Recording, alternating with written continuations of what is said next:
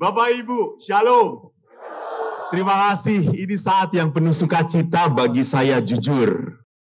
Tadi saya berdoa, saya diam, saya hening, wow. Thank you. Akhirnya toh umat sungguh merindukan Tuhan. Betul atau tidak? Bapak Ibu yang terkasih, mari kita bersama-sama merefleksikan, merenungkan peristiwa COVID-19 ini. Pandemi ini. Karena kalau peristiwa cuma lewat dan kita tidak belajar apapun, Anda menjadi makhluk yang tidak bijaksana. Jangan pernah lupa, di setiap peristiwa selalu ada Allah hadir. Tadi di peristiwa kayak gitu, ada Allah atau tidak? Di mana? Gaya ada.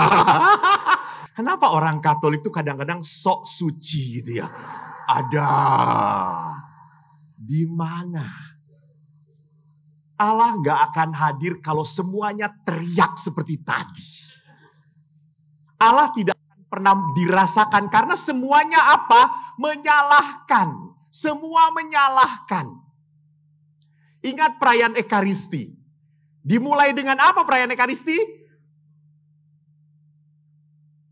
Tuhan, kasihanilah. Saya mengaku, saya berdosa. Jadi kehadiran Tuhan itu mari kita lihat justru di dalam apa? Di dalam kerendahan hati. Maka mari kita mencoba untuk merenungkan bacaan yang akan saya angkat sebagai bahan permenungan. Injil Markus bab 4 ayat 35 sampai dengan 41. Syukur pada Allah Anda bawa handphone semuanya. Baik, sudah. Kalau Anda tidak bawa, dengan ada. Anda kelihatan? Mata iman Anda hebat ya. Baik, saya bacakan ya. Pada hari itu, waktu hari sudah petang, Yesus berkata kepada mereka, "Marilah kita bertolak ke seberang." Mereka meninggalkan orang banyak itu lalu bertolak dan membawa Yesus beserta dengan mereka dalam perahu di mana Yesus telah duduk dan perahu-perahu lain juga menyertai dia. Lalu mengamuklah taufan yang sangat dahsyat dan ombak menyembur masuk ke dalam perahu sehingga perahu itu mulai penuh dengan air. Pada waktu itu Yesus sedang tidur di buritan di sebuah tilam. Maka murid-muridnya membangunkan dia dan berkata kepadanya, "Guru, engkau tidak peduli kalau kita binasa?"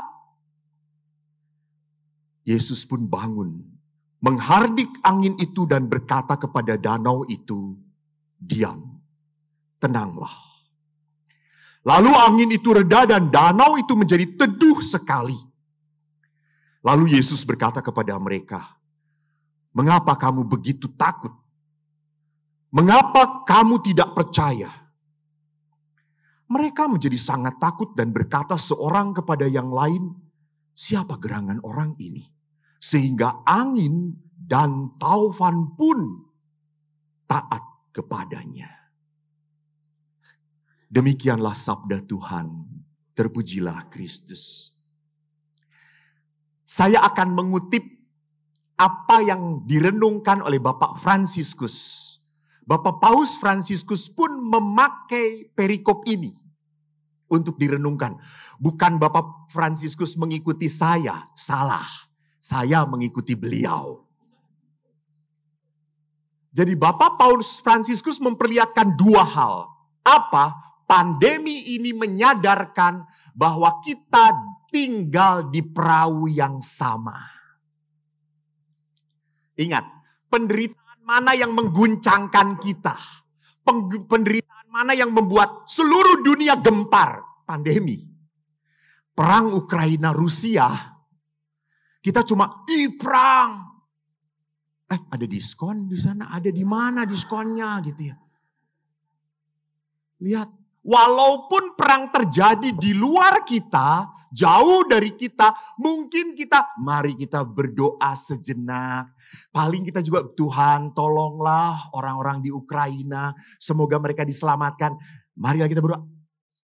Kabulkanlah doa kami, selesai. Tetapi pandemi, lihat, semuanya goyah. Semuanya ambruk. Semuanya kena efeknya. Dan Paulus berkata yang kedua apa? Semua yang Anda punya tidak bisa menjamin Anda terselamatkan dari pandemi. Anda kerja keras, cari apa? Cien, Cien. Meyo Cien. Semua cari uang.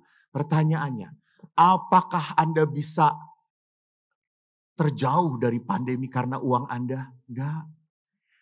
Pada saat meledak pandemi, Anda ingat Anda punya uang berapapun, rumah sakit tutup. Rumah sakit penuh. Betul atau tidak? Bahkan oksigen pun yang setiap hari kita bisa hirup, apa yang terjadi? Harus beli. Harus beli. Begitu tragis. Bapak Paulus mengatakan, lihat, pandemi ini membuat kita sadar hidup kita ini rapuh. Mudah jatuh, mudah patah, mudah amburadul. Jadi rupanya apapun yang kita punyai tidak bisa menopang hidup kita. Maka lihat apa yang dikatakan oleh para rasul waktu mereka terombang-ambing. Guru, kita binasa. Lihat, ini kata-kata apa? Kata-kata sudah orang tidak punya harapan lagi. Mereka tidak berkata, guru, ada ombak.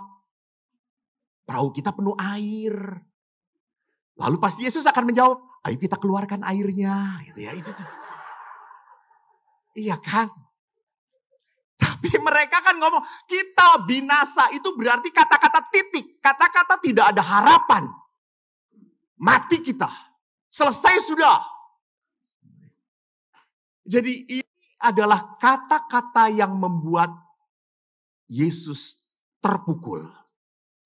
Dan lebih terpukul lagi pada saat kata-kata pertama. Guru, engkau tidak peduli. Wow. Anda tahu, orang yang sudah mengatakan tidak peduli, itu adalah kata-kata orang terluka. Oh, kata-kata orang yang sudah terhimpit, orang yang sudah mengalami kepedihan, kekecewaan. Maka meledaklah kata-kata tidak peduli. Ingat, tidak peduli itu adalah tidak mengindahkan, tidak menghiraukan, tidak memperhatikan. Jadi tidak peduli itu berarti apa? Lu bukan siapa-siapa gue. Lu N. Benar atau tidak?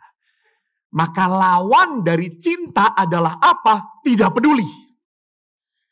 Kalau orang sudah tidak peduli, itu berarti saya tidak menganggap kamu lagi. Mengapa orang sampai bisa tidak peduli? Padahal orang itu hanya bisa hidup karena cinta, oleh cinta, dan bagi cinta. Orang itu kan hidup karena kasih. Tetapi kenapa sampai akhirnya orang sampai titik ketidakpedulian? Ada dua penyebabnya. Orang tidak peduli karena apa? Dosa. Dan kedua, karena luka. Orang bisa tidak peduli karena dosa. Ya, beberapa minggu yang lalu ada bacaan dari Injil Lukas. Waspadalah terhadap segala. Nah, ini orang Katolik. Sangat rendah hati. Kalau udah masalah kitab suci langsung tenang semuanya. Pura-pura tidak tahu. Jadi Yesus berkata di dalam Injil Lukas, waspadalah terhadap segala ketamakan ini. Tamak itu berarti apa? Orang yang tidak pernah merasa cukup. Selalu mencari untuk dirinya sendiri. Itu tamak. Dan kalau sudah tamak, hati-hati. Orang tua, saudara pun tidak dilihat lagi. Maka tidak aneh, banyak sekali perusahaan keluarga yang berantem anak-anaknya. Ribut, masalah warisan. Maka saya selalu ngomong, Bapak Ibu tolong kasih warisan kepada anak Anda itu jangan materi. Ribut. Warisan yang paling tidak pernah diributkan adalah warisan iman. Jadi kalau sudah orang berbicara tentang mamon, wow, orang bisa gelap mata. Orang bisa menghabisi segala-galanya. Maka Yesus marah, uang itu. Tetapi orang cinta uang, di situ letak manusia mulai dikuasai oleh kejahatan.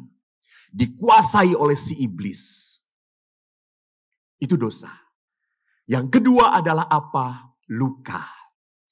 Kenapa orang sampai tidak peduli? Karena terluka. Kenapa gue harus ngasih eluh? Gue juga dulu waktu kecil gak pernah dikasih. Jadi Bapak Ibu, luka batin kalau tidak diolah akan membuat kita menjadi pribadi yang tidak pernah damai sejahtera. Kita hanya dikejar rasa marah, rasa jengkel, balas-balas. Maka orang terluka itu akan cenderung apa? Melukai, that's right, melukai. Dan biasanya saya 25 tahun saya di rumah retret. Saya 25 tahun orang-orang pada ngomong, wih Romo di rumah retret apa gak bosan? Tidak, saya bahagia.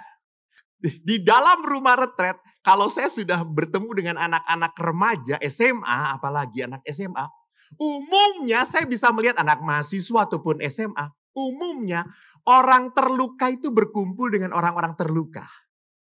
Tanpa sadar loh. Kenapa? Karena ngomongnya klop. Ngomongnya klop. Betul, nyambung. Misalnya, mama gue nyebelin banget. Iya apalagi mama gue. Capek. Tuh udah nyambung. Ini teman. Langsung kena. Bicaranya pas gitu ya. Sama. Emang kalau sudah dewasa gak bisa orang terluka berkumpul dengan orang terluka? Nyambung bisa. Lihat para istri kalau sudah berkumpul. Semuanya cerita litani kelemahan suaminya. Kalau litani kelemahan suami sudah amin. Sekarang mari kita bicara litani kelemahan imam kita. Kan para istri pun kalau bicara. Aduh suamiku tuh ya. Makin tua makin cerewet. Bawel. Kok sama ya? Gitu. Langsung bicara nyambung. Betul? Bertobatlah.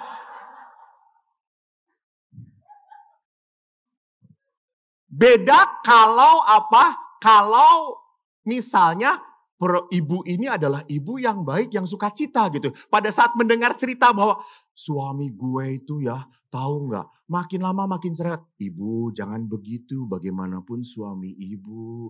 Langsung, nggak akan cerita lagi gue. Betul atau tidak? Ingat, tanpa sadar, kumpul dengan yang terluka. Maka hati-hati, Anda duduk dengan siapa?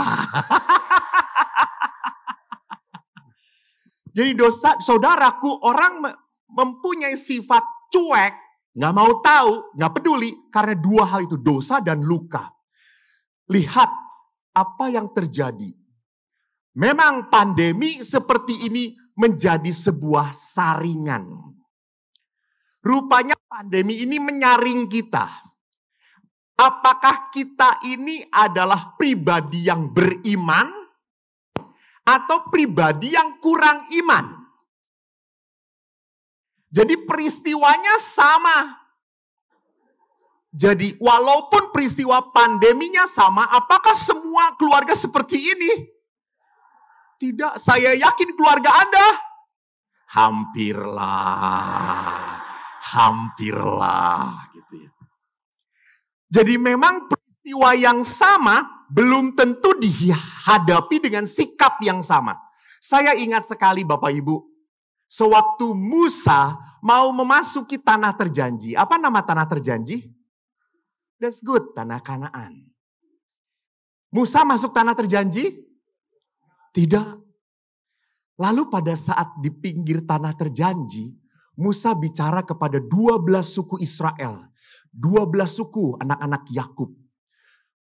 Satu demi satu dikatakan, tolong pemimpin dari setiap suku intai negeri itu. Dilihat bagaimana tanah Kanaan itu. Apakah seperti yang dikatakan oleh Tuhan? 12 suku dari Efraim, Manasye, Benyamin pergi mengintai. Dan setelah mengintai, mereka melaporkan kepada Musa, Harun, dan seluruh orang Israel. Apa kata mereka? Semua pengintai, 12-12-nya setuju bahwa tanah Kanaan subur, berlimpah susu dan madu. Tapi, yang 10 ini ngomong apa? Tapi kubu mereka itu kuat banget. Dan orang-orang di Kanaan itu orang-orang enak. Orang-orang enak itu adalah orang-orang raksasa besar. Lalu orang Israel langsung ketakutan. Bahkan 10 pengintai tadi pun mengatakan, gak mungkin kota ini kita serang. Tidak mungkin kota ini kita duduki. Kenapa? Karena kota ini begitu kuat. Bahkan mereka memakan penduduknya. Kita ini seperti belalang di depan mata mereka. Edan gak? Anda tahu ini manusia, ini belalang. Tinggal cepret, mati kowe. Maka 10 orang ini cerita seperti itu. Maka seluruh Israel apa? Menangis dan berkata, Musa, kita balik aja ke Mesir yuk. Mendingan jadi budak. Hanya Kaleb dan Yosua yang mengatakan, tidak. Tuhan berkenan pada kita. Ia akan membawa kita masuk ke negeri itu. Tuhan menyertai kita. Jangan takut kepada mereka. 2 orang. Yang menang mana? Yang menang mana? Yang 10. Seluruh bangsa Israel takut mau melempari Kaleb dan Yosua. Maka Tuhan turun tangan dan berkata apa? Tuhan berkata apa? Berapa lama lagi bangsa ini menista aku? Berapa lama lagi mereka tidak mau percaya kepadaku? Sekalipun sudah ada segala tanda mujizat yang kulakukan di tengah-tengah mereka. Maka lihat ada 2 pola. 2 model orang. The man of faith and the man of fear. Manusia-manusia yang beriman dan manusia-manusia yang penuh dengan ketakutan, kegelisahan. Orang-orang yang penuh dengan ketakutan dan kegelisahan adalah orang-orang yang lupa bahwa Tuhan itu sudah memberkati mereka. Dibayangin ya, ini kan tanah Kanaan. Bangsanya cuma kayak gitu doang. Lupa mereka berapa tahun di padang pasir dijaga oleh Tuhan? 40 tahun mereka lupakan. Ini kadang-kadang kita juga seperti itu.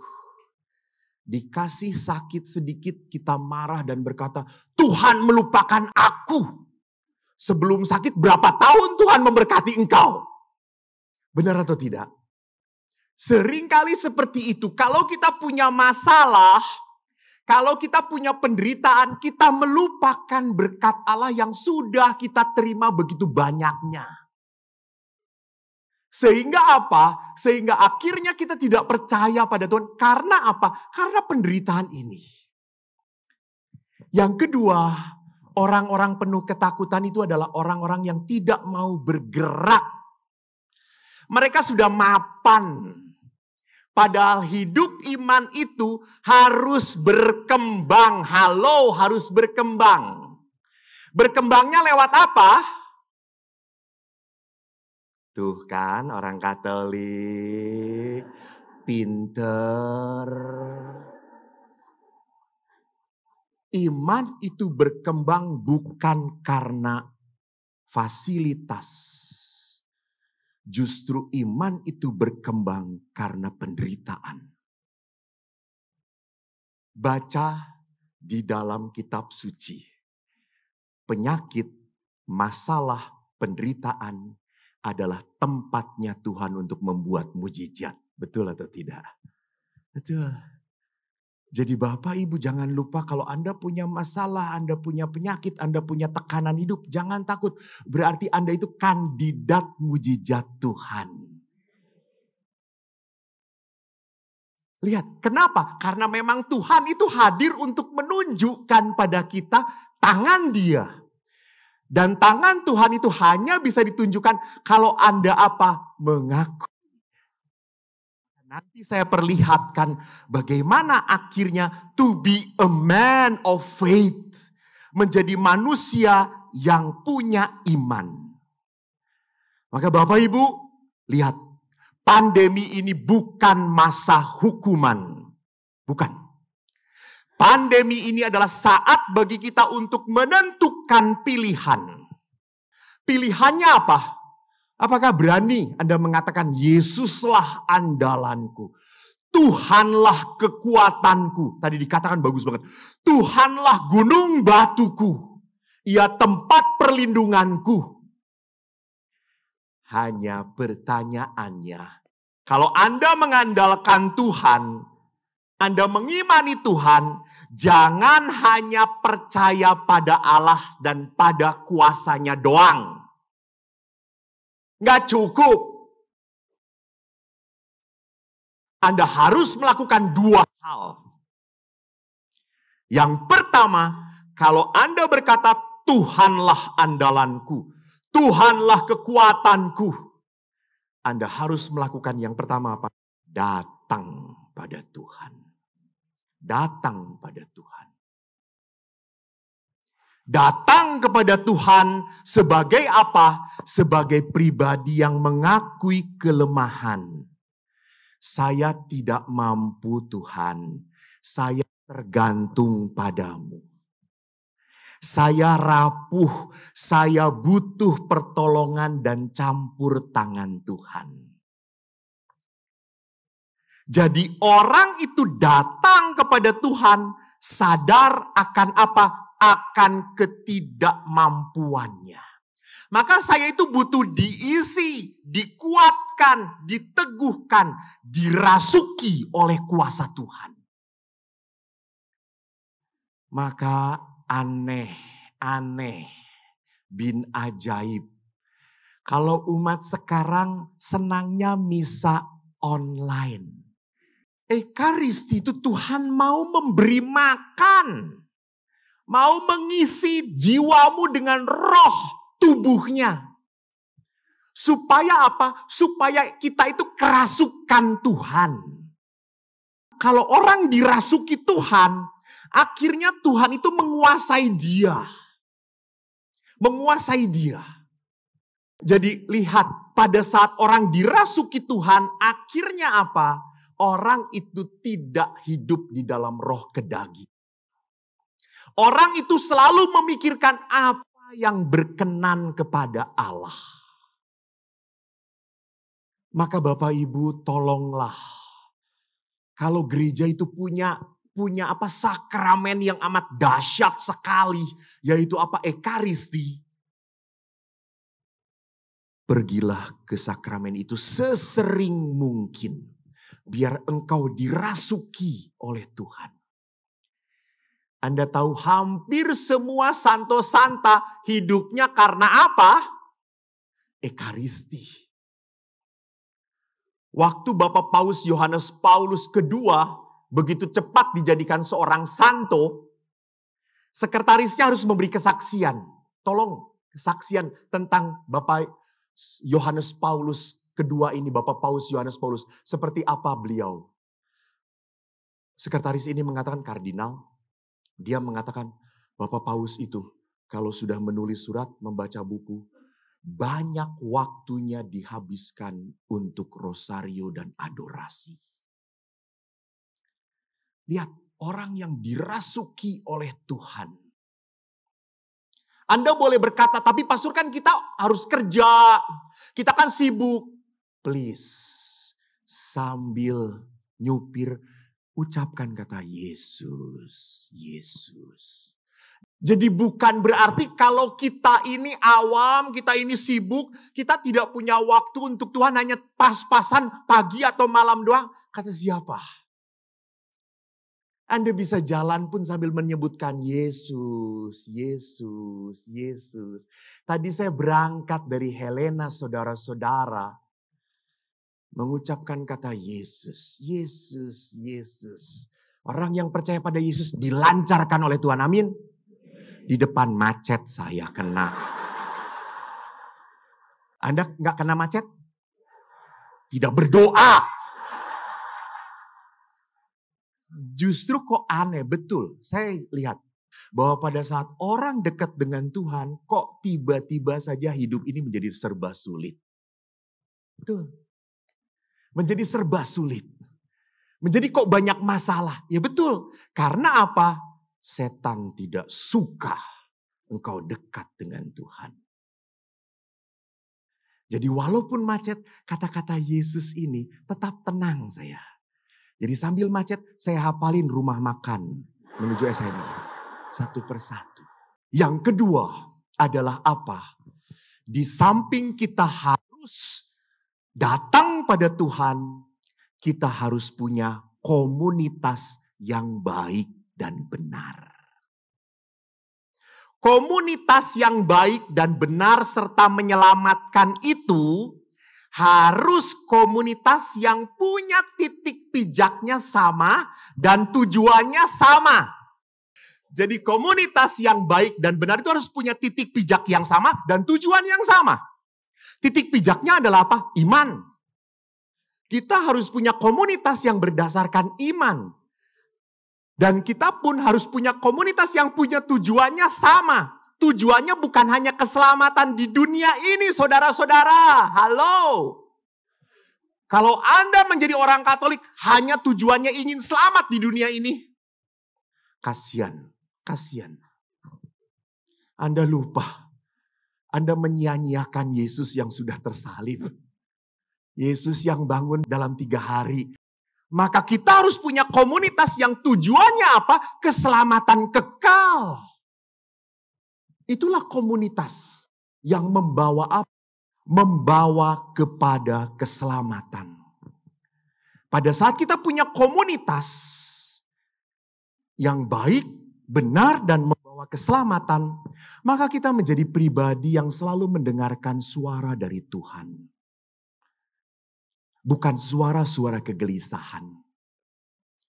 Bapak Ibu, terima kasih. Anda datang malam ini karena Anda mempunyai persekutuan beriman. Kita saling mendoakan. Dan kita berdoa. Maka Bapak Ibu, hari ini kita bersyukur. Kita mempunyai saat. Untuk apa? Untuk datang pada Tuhan. Kita mempunyai saat untuk apa? Tuhan, saya tidak mampu. Saya tidak bisa. Saya ingat lagu ini. Terkadang kita merasa tak ada jalan terbuka, tak ada lagi waktu, terlambat sudah. Tuhan tak pernah berdusta, Dia selalu pegang janjinya. Bagi orang percaya, mujizat nyata.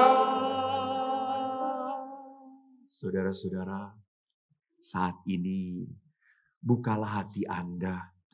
Datanglah kepada Tuhan, Tuhan, saya butuh kekuatan-Mu. Tuhan, saya butuh pertolongan-Mu. Bapak Ibu, biarlah pancaran roh Allah, kasih Allah, berhembus hidup Anda. Mari kita mohon berkat Tuhan. Tuhan, kami bersyukur kepadamu. Kami sungguh bersyukur Engkau melawati kami. Engkau hadir di tengah-tengah kami. Begitu banyak saudara-saudari kami yang telah Engkau sembuhkan. Begitu banyak saudara-saudari kami yang telah Kau mampukan untuk mengampuni, melepaskan penderitaan. Tuhan, itu semua karena kuasa-Mu. Itu semua karena Roh Kudus-Mu ada di antara kami. Bapa, biarkanlah mujizat-mujizat yang terjadi ini membawa kemuliaan bagi nama-Mu. Karena hanya Engkau satu-satunya Allah yang patut kami sembah. Semoga Allah yang Maha Kuasa memberkati keluarga Anda, memberkati usaha Anda, memberkati pasangan Anda, anak-anak dan cucu Anda. Dan semoga berkat Allah ini pun menyembuhkan Anda dari penyakit. Allah yang Maha Kuasa memberkati kita semua, Bapa dan Putra dan Roh Kudus. Amin. Terpujilah Tuhan. Haleluya.